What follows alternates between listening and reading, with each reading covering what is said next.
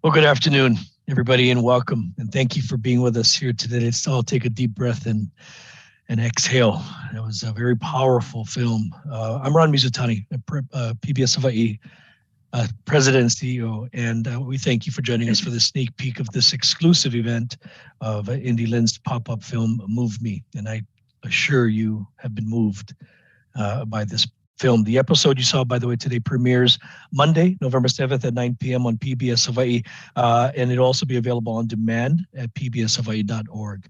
Well, let's get to the Q&A because I'm sure you have a lot of questions for our panel, and we're very excited and grateful to have this panel assembled. Joining us today for Q&A, Cara Short, Executive Director of AccesSurf Hawaii. Welcome, Cara. And Yoshida, an inspiration to us for many years. First Native Hawaiian Paralympian, world champion surfer, paracanoe paddler, therapist, you name it, she's done it. And she's going to share her story. And thanks for joining us. Thank you. And Jeff Lader from Maui, trauma care supervisor at the Trauma Services for Maui Health System, Maui Memorial Medical Center. Jeff, thank you for joining us. We encourage you to submit your questions. Any question that you have, we'll get to as many as possible. But I'd like to start with you, Jeff, if you don't mind. Set the stage, if you will, for spinal cord injuries in the islands. And a lot of people will think ocean, body surfing. Maui, I know, it has a history of beaches that can be very, very dangerous. Your thoughts on spinal cord injuries in Hawaii? Thank you, Ron. First off, I just wanted to say what an incredibly moving film that was. I don't think that anybody that really watched it couldn't have been touched deep down inside by that film. It really brought back some emotions for me. It brought me back to a place from 18 years ago when I experienced taking care of my very first spinal cord patient. And what an incredible, inspiration it is to see, like Anne and Kelsey and people to really work through those kind of traumas and give hope to other people. And, as healthcare providers, we very often, compartmentalize and are able to tuck those emotions away. And so when you see something like that, it just sort of brings it all back for you. And it just really makes you think about how, important it is, to, talk about these things sometimes and kind of get the message out there. There's so many people across the country, that are in these kind of situations, in this type of trauma. And, here in Hawaii, since 2014, we've had 2014 to current date, we're over 1,000 spinal cord injuries. And, interestingly, a lot of those are a big percentage of those actually come from falls. And then there's a good, probably 2/3 of them are falls and 1/3 of them for beach accidents. Mm-hmm. And of the beach accidents, though, those ones are more often, visitors than they are locals. And it just kind of highlights a lot of opportunity to try to do, more injury prevention things here in the islands. But kind of watching what Kelsey went through in the film really makes you think a lot about, the aftermath of a trauma. And, here at Maui Memorial Medical Center, we're currently a level 3 trauma center, and we're on a journey to be a higher level of trauma center. And we give really great care here. If you come to this hospital, we only transfer 2 to 3 patients out of here for trauma a month, which is a significant improvement from when I first came here in 2007. And we're really great, at the acute care side of trauma. And as a patient has their injury, they come into the emergency room, they get diagnosed right away. We have a lot of specialties here. We get them all the way through the process. And then at the discharge time, when our case managers help make sure they get set up with resources to go home with, it's that after part, that probably has a lot of, opportunity in the state. Mm-hmm. And I know, Anne, we talked about this a bit offline as a group before this. Mm-hmm. And it's just, there's so much more that needs to be done, in supporting people with spinal cord injury to acclimate back into the community, and also on our injury prevention efforts. And one of the missions, in our pursuit to be a partner to this community is also getting out and helping try to prevent some of these things and provide resources and support our trauma patients and as much as we can. Thank you, Jeff, and thank you for your good work on the front line. Nobody plans on getting a spinal cord injury. I mean, you don't go out, like you say, wake up and say, hey, I'm going to get into a car accident today. And Yoshida, a longtime advocate for the disabled. Your history of what you've accomplished, as well as what you continue to do for the folks in these islands. Please, if you don't mind, can you just share with us your spinal cord injury? I know we could be here for a while because the process continues for you, does it not? Mm-hmm. Yeah, certainly. When I, about 22 years ago, actually, I was a passenger in a car. Someone crashed into my side of the car after running a red light, a sign. So, and the recovery was quite hard because I had an aortic rupture and my spine was actually not severed or anything like that, but I almost bled out that day. So there was a lot of recovery with like open heart surgery and things like that I had to do. And they didn't really know without blood to the spinal cord if I would be able to walk or if I could feel or if I was paralyzed or not. So there were a lot of questions to my recovery. And I had to decide early on, just taking things one at a time, doing one thing better than I did the day before. And then as those things became easier and became more routine, then I would be able to, change that level of activity that I do, and, progress in life. I think, it starts early on. Recovery starts early on. You certainly are the same person as we saw in the film with Kelsey. She's the same person. She felt all the feelings she felt before, and she was the person that she was inside. And she's not defined with her disability. She has a whole identity internally. And that's really what I started doing, was learning to discover that identity that I had already internally.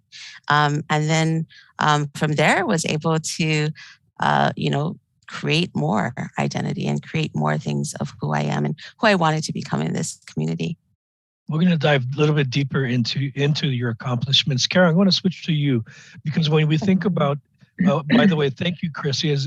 Chris's question is, what's inclusion like in Hawaii? That's a great question, because it is about opening the doors and of opportunities, accessibility, and your organization has been doing it for many years.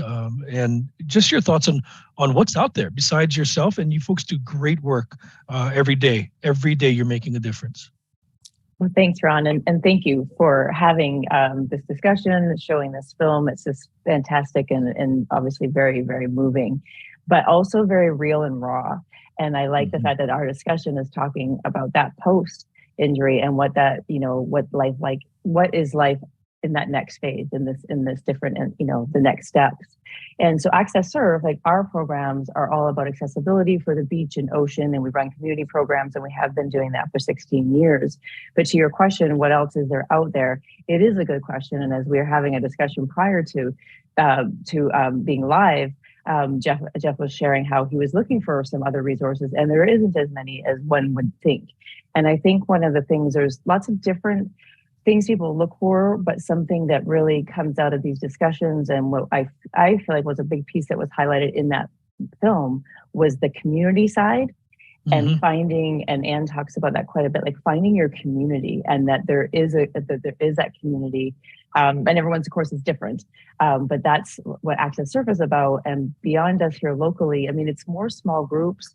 There's some, but what happens is you come to a program, and of course I'm going to speak from what I know, which is AccesSurf, but you come to, let's say, an AccesSurf, and you're going to meet other people who are part of other groups and other sports or other communities, or hula, or whatever it might be. There'll be different communities. So I really encourage people to find their resources locally, because even if you just go to one thing, even if it's not something that necessarily is your specific interest, you don't know who else you're going to meet there, and the different doors that will open from that. Going back to Anne real quick, Kelsey said something that, like, boom, it just really caught me, and I wrote it down. And she said, the closer I get to acceptance, the more free I am. Does that resonate with you? Did that resonate with you too? Oh, absolutely. Yeah. I mean, there's a point in which when we lose who we think we are or who we thought we were, or we think we lost who we were, there's a point in which we have to accept our body, and, after we accept our body, we also have to learn to embrace our body, and then also learn to use our body to play a role and be intentional in the community and in society. So, it is freedom and empowering when we start to accept who we are. I mean, this goes for everyone, not just people who, have been in a wheelchair or, who use wheelchair or not. It's everyone. We all have some sort of acceptance level of who we are, physically, but also we have to make sure that we accept who we are emotionally and spiritually too, and that really is empowering once we can accept that and we can utilize that power to really make a difference in this community and in the world that we live in. Jeff, because you're on the front line, you see this right when they get to the trauma center. One of the things I also appreciated about this film is the rawness Cara spoke of. Kelsey talking about her sexuality, questions about all of these things that are very real. It's really access that we seldom see. We as viewers, but you see stuff that none of us see, and that can be. You talk about disassociating yourself. That's impossible to do, Jeff. At especially the human that we are and the human that you are, and I've seen that emotion come out. Just how do you do that? Gosh, there's no easy answer to that, Ron. When I first went into healthcare, I was a suit and tie businessman before I did that, and I felt some inspiration from my, at the time, girlfriend was a nurse, and I always enjoyed working with people and helping with them. And when you get into that field, I don't think there's anything in life that prepared me for the parent who's wailing from a loss of a kid, or to see somebody who's just about to graduate from college and has their whole life ahead of them, and they're suddenly having to reinvent that and have that loss. There's nothing easy. And I know that a lot of people go home at the end of the day in tears, or, thankfully my wife is a nurse too. So in a trauma nurse, and we were able to, over the years, really support each other. Yeah. And it's like, we talked about this a little bit leading up to it, and it's hard not to get a little bit of emotional when you think about it, because you have to have this way of really separating yourself from the situation, and I'm pretty good at it with an adult, because almost in your mind, you're justifying, okay, they lived a life, they had, you're kind of working that out. But when it's children, especially, and once you have kids yourself, too, and you just see, when children have, trauma and challenges that they didn't plan on, I don't think there's any easy way. We just compartmentalize it. And then you watch a film like this, and then the tears kind of come out a little bit, and you're like, gosh, I forgot about that, and it just brings it all back. And we just do our best we can to support each other. And it's our service to people. Yeah. It's a service in your heart too. That's very real. And it comes out. Jeff, care for yourself. It's about kind of, the gaps are very exist.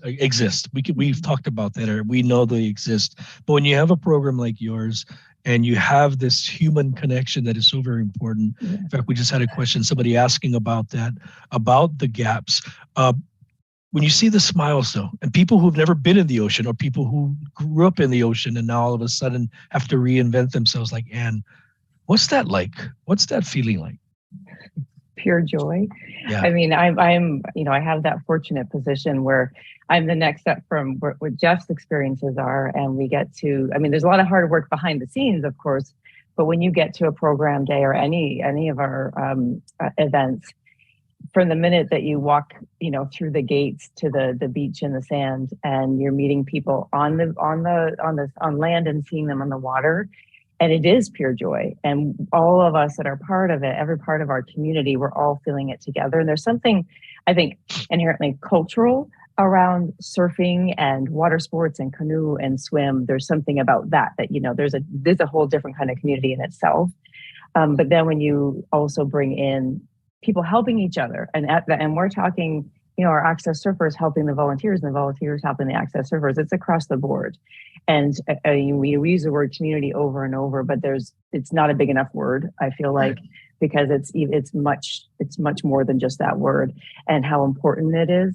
And especially, like we were talking about earlier, and I think Kelsey really addressed it in the film. I thought it was amazing that the film talked about so many different aspects of her journey.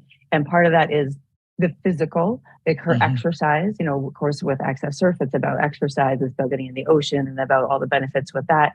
But then there's also the social side, where she's sitting around the campfire with her friends and having that connection, and just letting people know that, and if they don't know already, that there is a pathway, and that there is a community, there are people there, and just finding that. But anyway, back to your question, what's it like? It's wonderful. It's joyous. It's addictive. I will tell you. Yes, it is. I know that. Yeah, I've seen you at work in action for many years, and have made friends with so many of AccesSurf Hawaii's volunteers who make it all happen. Right. And you were an ocean woman before your accident. And then now all of a sudden you come up to this horrific accident. You've got to reinvent yourself once the process continues. And like I said, the process continues for you, but you've achieved such great levels of achievements, a Paralympian and really excelling. That takes a tremendous amount of effort. And now you're giving back in a very huge way of therapy. Your thoughts on that journey? I mean, it's been 22 years, but it didn't just happen. Yeah, a lot can happen in 22 years. And I think I didn't set out to be a Paralympian, and I didn't set out to be a world champion surfer. I didn't set out to be a doctor in occupational therapy. I didn't set out to do those things. I had the choice to make those decisions, to be included in those communities. And I think part of the choice was that I didn't have a lot of, the access was there. I not only had environmental access, sometimes actually that's the worst type of access we have, really. It's just those environmental barriers. But I had access through equipment, through social supports, through the societal ideas that I could or I couldn't, right?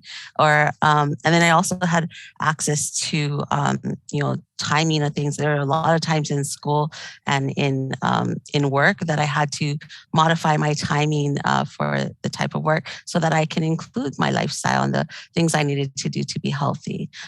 So those access portions allowed me to choose the opportunities that came to me, and really then utilize and be intentional with the roles that I played in those whatever those decisions were.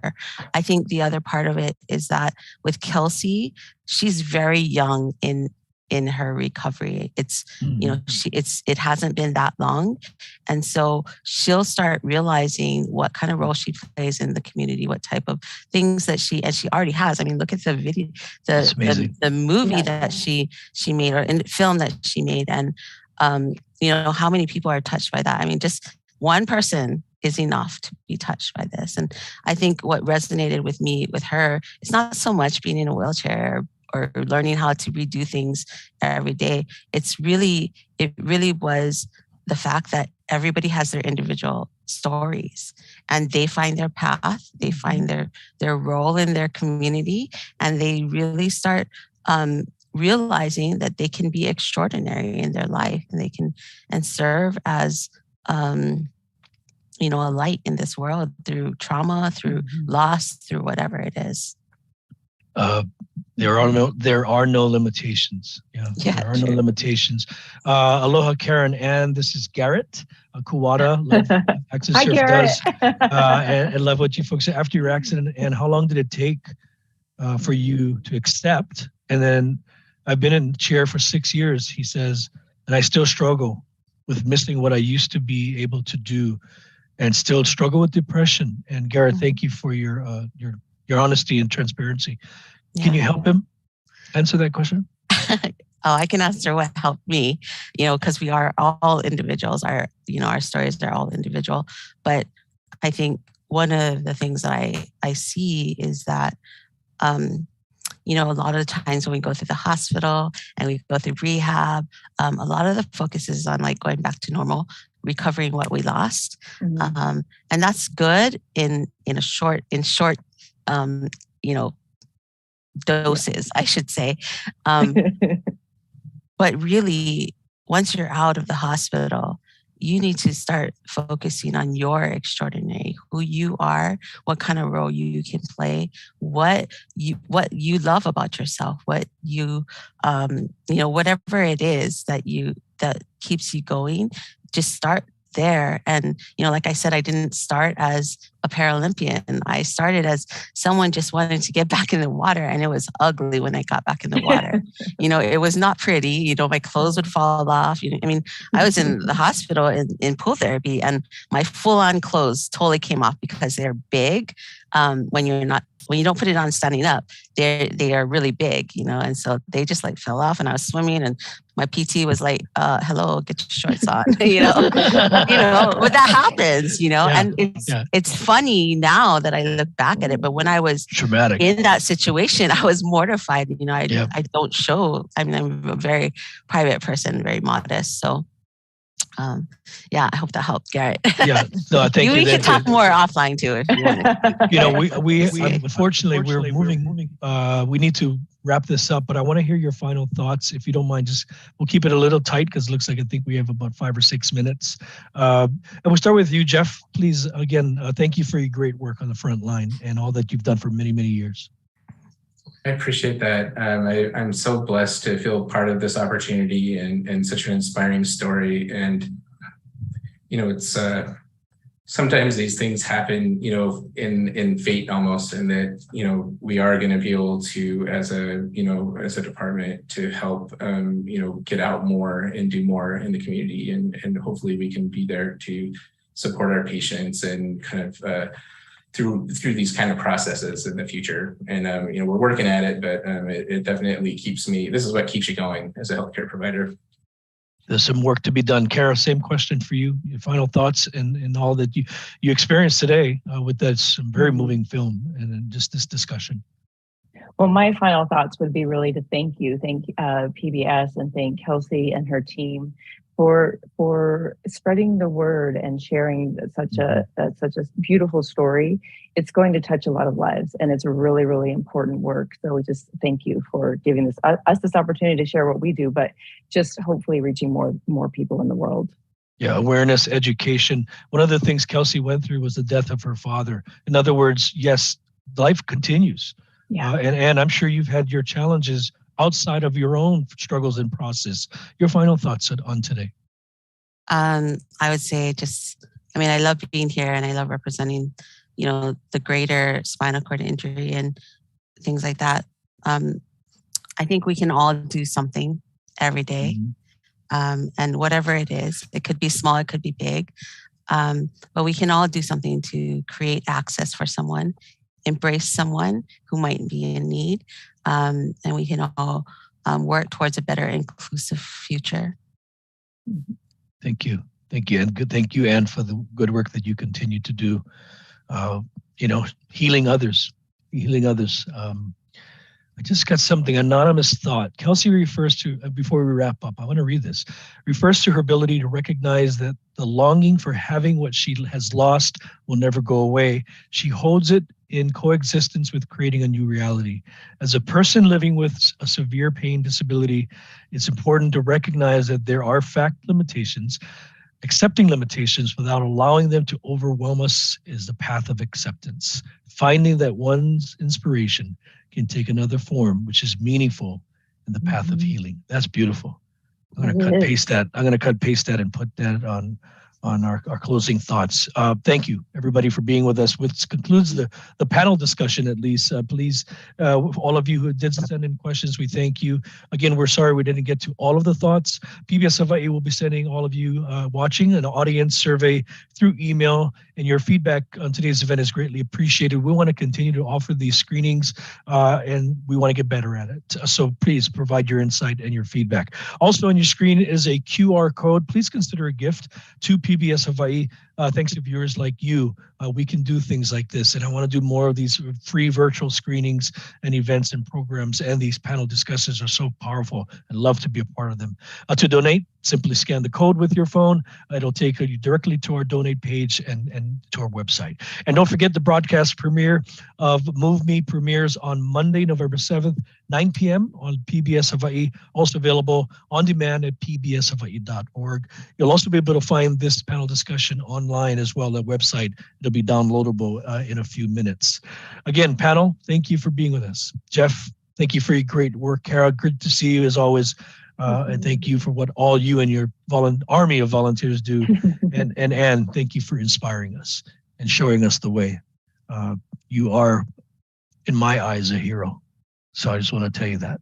All right, folks, on behalf of myself and all of us here at PBS Hawaii and our panelists, until next time, aloha. Thank you.